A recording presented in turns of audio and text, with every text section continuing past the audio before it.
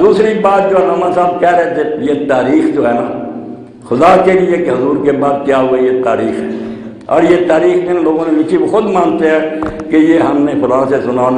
اور ان کے بارے میں جب کتابوں میں ہم پڑھتے ہیں نا، اکثر راوی جھوٹے ہیں،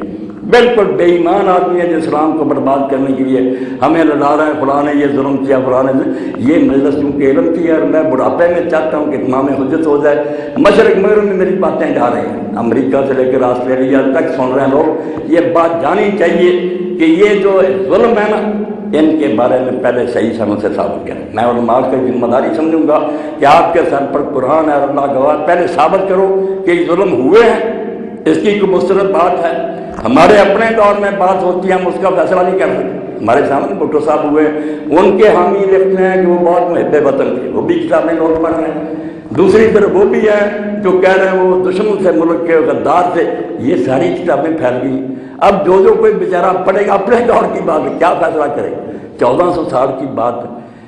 ہر طرح کے لوگ داخل ہو گئے مسلمانوں کو لڑانے کے لیے۔ اس لیے یہ متائن مضامن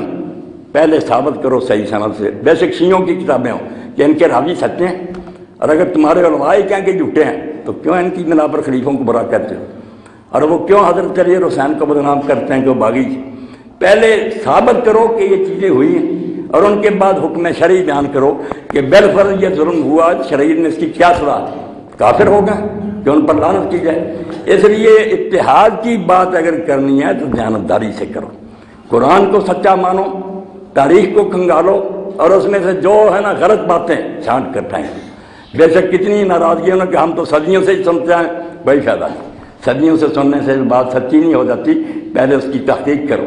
تحقیق کے بغیر کسی بات کو ماننا انسانیت کی توہین ہے، جو سنی وہ مانتے چلے گی، عقل مندی